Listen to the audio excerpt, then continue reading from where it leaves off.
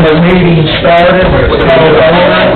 Hang on. Education Committee call order the 6th February at 6:30 p.m.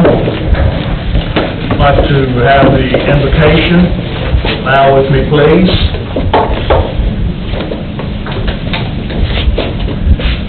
Lord, we're grateful for this day and all the blessings that we receive each and every day. Help us to use the wisdom that you give us. Help us to always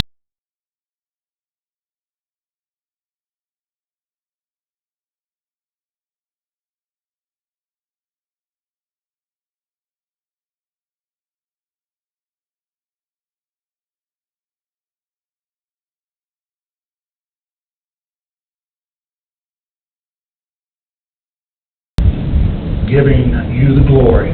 We ask this in your Son's name, Jesus Christ. Amen. Okay. Do I have a motion to approve the agenda?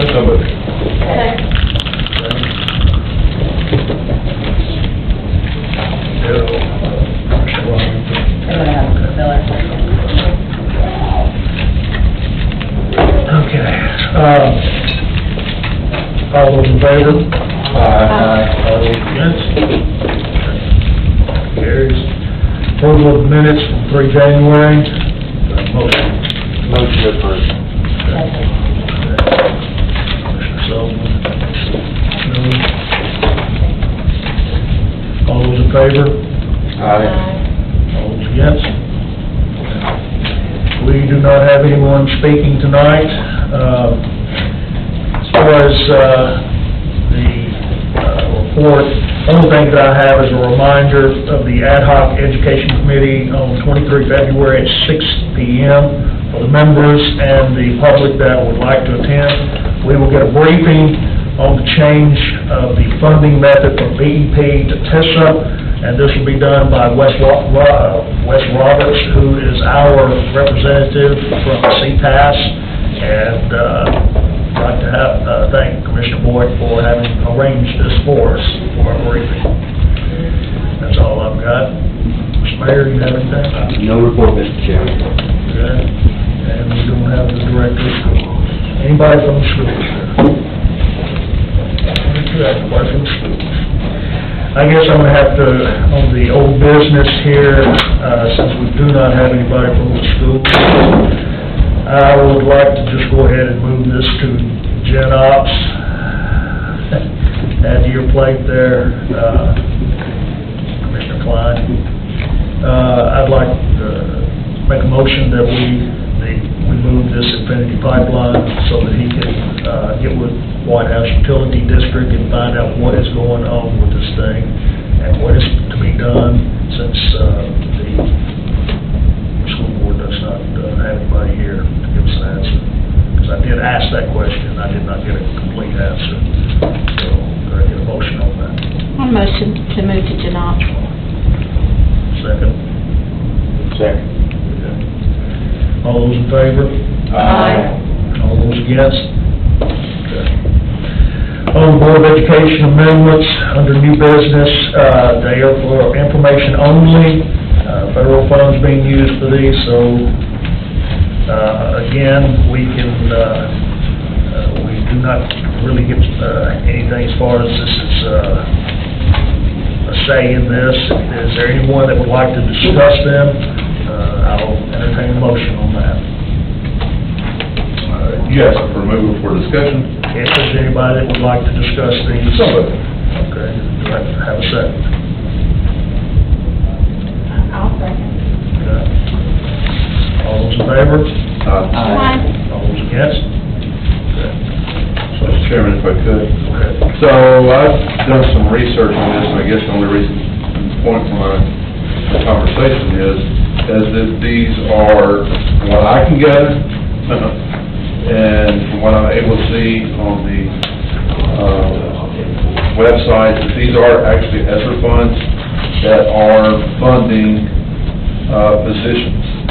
This is what I've spoke of several times, making sure that we don't get accustomed to these positions and these ESSER funds be used for these positions, and then they turn around and all of a sudden become a maintenance of effort and they expect us to fund these positions as we go through the budget year, if I'm understanding the budget process correctly. So I would just ask the board, or the committee, be mindful of that as we move forward and get closer to that time. Thank you. If I could interject, I think that would be a great question to go over with Wesley at that meeting when he goes over maintenance of effort. And he can explain how the ESSER will not affect our maintenance of effort. But he can go into all that. We can ask him questions ahead of time, and he can be prepared if you'd like to add that to his presentation.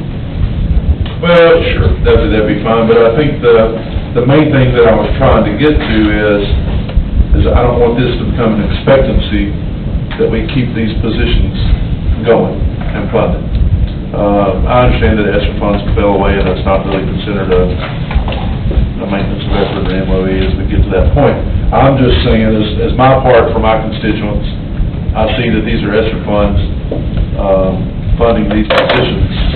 I don't want there to be confusion should we come down a year or two down the road and we start having to hear school board saying, well, why aren't these positions funded? Well, it's because it was funded by ESSER funds, just as I said on February the 6th, 2023 at 6:37. Yeah, it's a lot of money that's moved through there. So. Anybody else? Mr. Chairman, I started not to say anything, but the coffee worked me up. You know, I'm not really, certainly with my life, I'm not anti-education, but I never remember a time that I did not attend an education committee meeting. They're not pleasant. I mean, when I was director of schools, the guys that were sitting here made it very unpleasant at times. And there were times when things would be said that I had to say, it's none of your business. That's my prerogative, the Board of Education's prerogative, I'm going to do it. But I think it's a bad practice to sit here and not even have a representative that we can talk to or communicate with. I was thinking about the meeting before this one, and every time Darrell has his meeting, the room's packed out with ambulance, fire, EMA, you name it. If we have a question, we have a resource there to ask. I think it's almost, and I'm not down on the Board of Education because they have a lot to do. And I think they do a pretty good job, but I'm almost to the point of thinking, okay, if we can't at least have a business manager, a deputy business manager, a director, or an assistant director, we just don't act on anything. And that's just my feeling. I'm probably being really radical here, and out of order, and not saying what I ought to, but I would say that about the emergency services or general ops if we needed to have someone there, or budget, or whatever.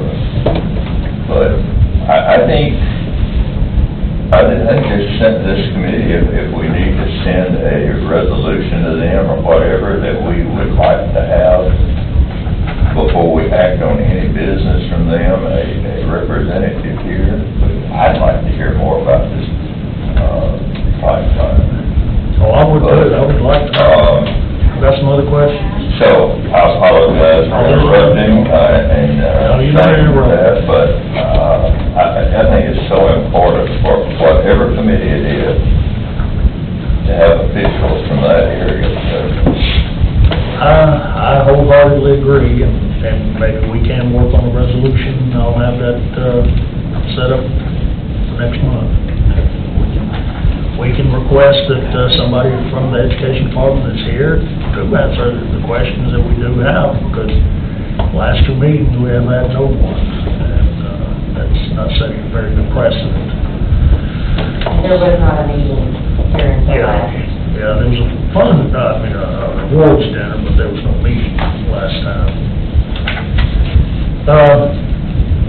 Okay. So, I guess that closes the discussion on these. We have no say on it. If we move ahead to the copier, of which I'm baffled, I don't understand what this is in here for. There's no action document, nothing seeking our approval. I'll just read what it says here. Looks like a copy of an email where it says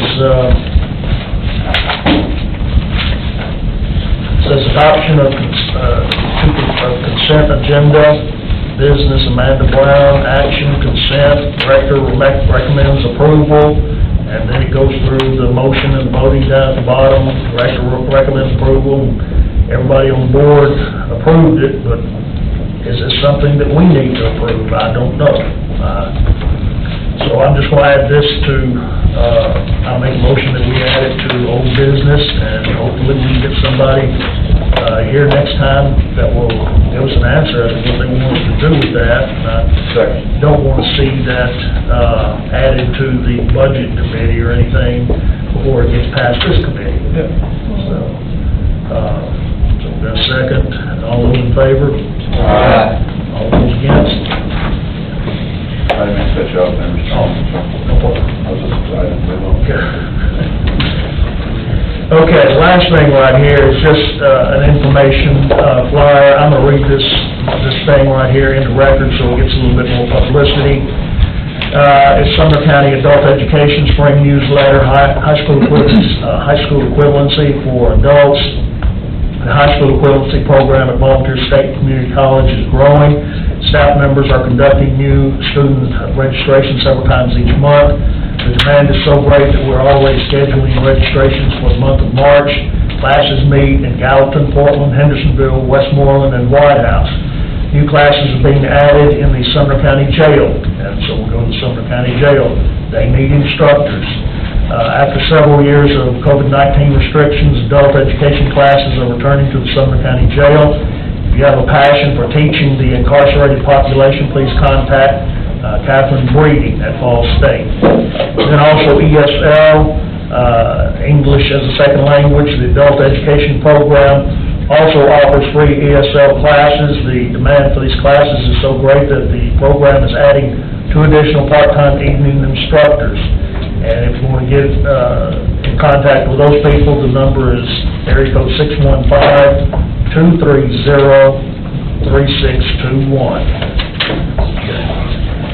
Does anybody else have anything good for the cause? Motion is